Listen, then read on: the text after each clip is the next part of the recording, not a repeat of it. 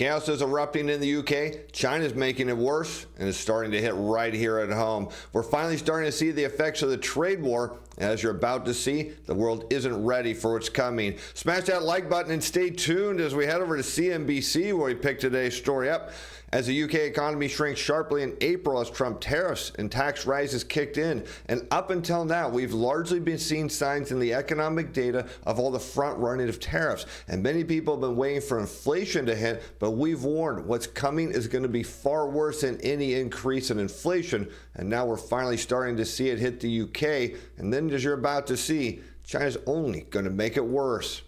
The decline in April came as U.S. President Donald Trump announced global trade tariffs on trading partners and adversaries alike, creating widespread business uncertainty. The monthly gross domestic product data showed industrial production and services output in particular fell sharply in April, while construction output grew, noting the toll Trump's tariffs have taken on UK exports. And what's interesting here is the tariff level on the UK is rather mild compared to that of China, and yet it's having a major impact on their economy. And one thing we expected was that it would have an impact on the labor market. Everyone else said it was all about inflation and they were concerned about it. What we were worried is it was going to put a lot of people on the unemployment line, and we're starting to see that happen in the UK, and it's going to spread all across the world. And I'm going to show you why China can make it worse. Now, let's check out this chart of U.S. data and understand why it's so critical that we continue to see industrial production rise, because when it falls, well, as you're about to see, it hits the labor market in a major way.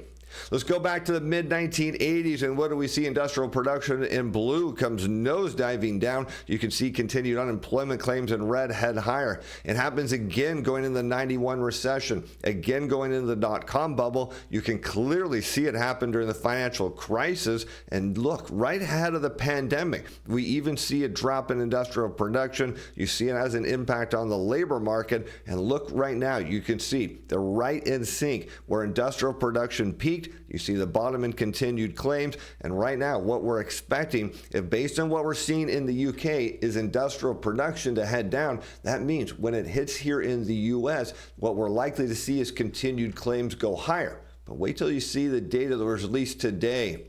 After increasing for each of the 4 preceding months, April saw the largest monthly fall on record in goods exports to the United States, with decreases seen across most types of goods following the recent introduction of tariffs. And here's the incredible part. The UK was only hit with a 10% reciprocal tariff from Trump, despite having a more or less balanced trading relationship with the US when it comes to the exchange of goods. And we've talked about how the trade war was all about an economic game of chicken, because if you can actually destroy someone else's economy before it hits yours, well, you win. They'll come to the negotiating table. They'll want the pain to stop. And what we're seeing here is the UK economy, under the weight of just a mere 10% tariff, is already starting to see the labor market and production unwind. You can only imagine how this is going to start to affect other major economies as we start to get data in. The risk, though, as you're going to see soon enough, is impacting the US as well. President Donald Trump said he intended to send letters to trading partners in the next 1 to 2 weeks, setting unilateral trade tariffs, that ahead of the July 9th deadline to reimpose higher duties on dozens of economies. So you can imagine the impact this is going to have on those economies, and could send things crashing down in a major way. But something that should be melting up, that's your trading account. Let's take a look at that trade on GDX we put onto our Momentum Timer Pro subscribers. You can see we told them to buy in the open right here, and it's looking to break out over its recent 6-month high at 54.62, and it did that on rising momentum and a rising trend, just exactly what we teach our Momentum Timer Pro subscribers each and every day. If you want to jump in on this trade and other trades like it, grab the links in the description below. Use the coupon code for your free 30-day trial. Stay tuned at the end of the show for more information, if we've got a big announcement coming from them. Hang on to that, because the impact to the labor market due to the tariffs is massive. When you see production fall, well, what happens again, the labor market unwinds, and now you'll see the UK pay growth slows as jobless rate rises to the highest since 2021. And again, this is the exact impact the tariffs were intended to have. Put people on the unemployment line, and politicians will immediately realize that they cannot afford to let the economy continue to head down. They'll come to the negotiation table and try to put it into the this quickly. But one of the key points is we note here in the U.S., workers continue to demand. They want to see higher pay increases. We said it's unlikely to happen, particularly if inflation continues to cool off. Here you can see what's happening in the UK. It's devastating. Wage growth excluding bonuses slowed to 5.2%, its weakest since the 3 months to September, and down more than expected from 5.5% in January to March this year. Meanwhile, the jobless rate rose to 4.6% from 4.5%, its highest since the 3 months to May of 2021. And we've talked about this relationship before. As the unemployment rate goes higher, well, the employers do not have to give out big pay raises because employees realize if they push too much, they're going to be the ones on the unemployment line next. As Xi plays a long game on U.S.-China trade as Trump seeks quick wins, and this is really important to understand because China has the ability to actually bring a lot of major economies to their knees, including the United States. Beijing says it always intended to keep in place a permit process when talking about rare earths, which American companies complain moved so slowly some factories were forced to pause production. So now you can see the effects of tariffs in the UK has brought production down. Without rare earths, we're seeing production halted in some factories here in the US. What that means for US workers? Well, it means they're headed to the unemployment line. The lack of a detailed readout from either side this time around has left much in doubt, including on what Beijing committed on the export of niche metals using everything from fighter jets to electric vehicles.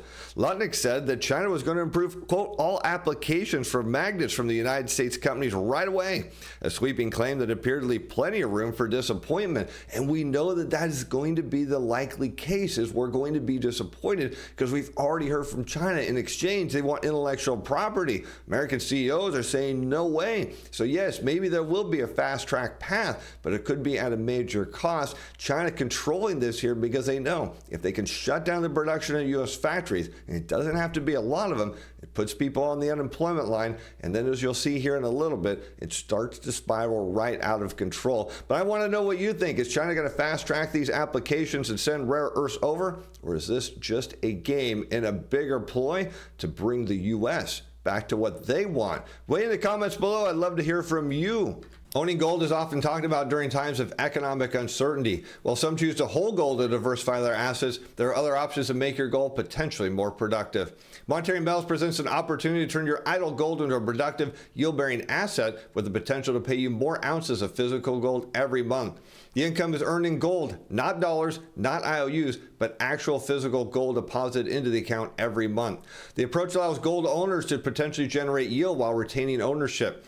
Go to monetary-metals.com/Stephen to learn how you may be able to start earning a yield in physical gold and silver today. Again, that's monetary-metals.com/Stephen. There are risks to any investment. Risks of leasing gold include but are not limited to loss of gold principal from leasing to Monetary Metals and other counterparties, shipping, or any other time gold is in transit. If you purchase gold through Monetary Metals, you may pay up to 0.75% over spot price. Additionally, the price of gold may experience a substantial loss without assurance of rebounding. This is not a recommendation. Before making any investment decision, it's crucial you conduct through research, understand the terms of participation, and assess potential risk. Go to monetary-metals.com/Stephen to learn how you may be able to start earning a yield in physical gold and silver today. Again, that's monetary-metals.com/Stephen.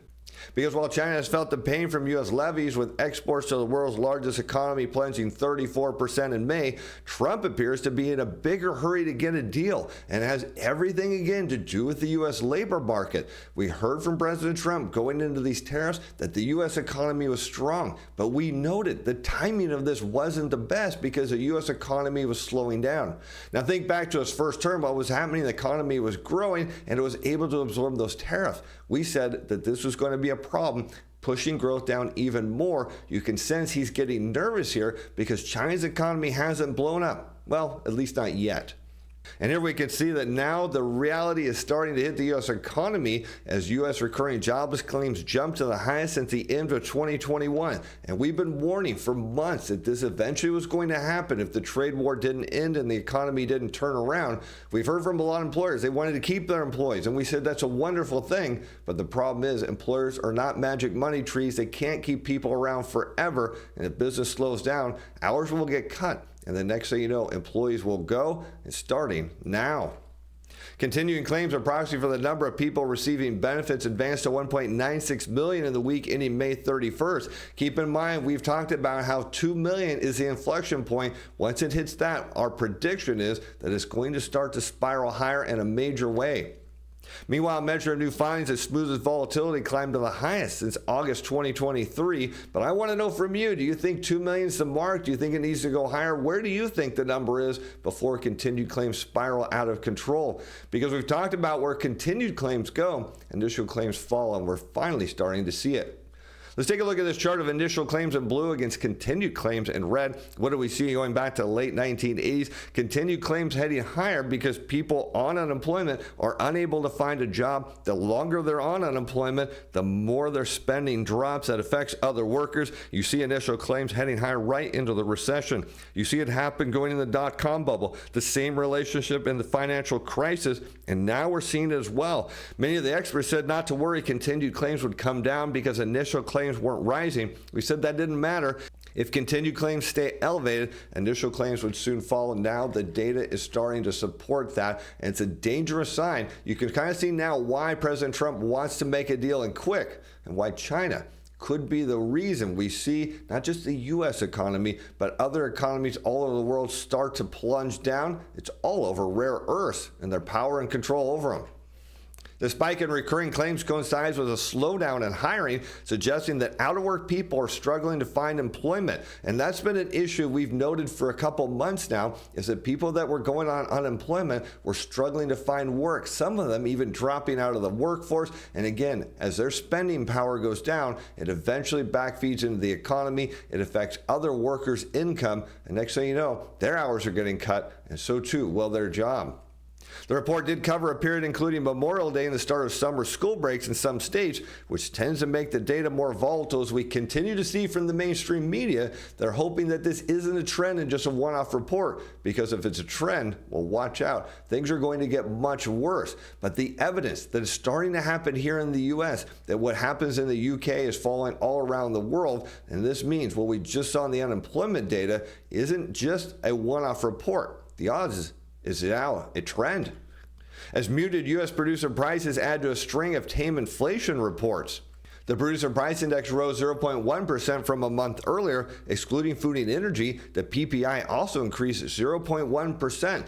So what we're seeing now at a producer level is they're continuing to absorb as much of the tariffs as they can, because while we look back and producers said in all the surveys that they were going to raise prices because their input prices were going up, they realized something very clear, and that is consumers were unwilling to pay higher prices. They couldn't afford it. We said that would eventually lead to disinflation and potentially all-out deflation when we face a massive inventory build that's going to have to get cleared out. And what we're seeing at the producer level is they're realizing what we've been saying all along.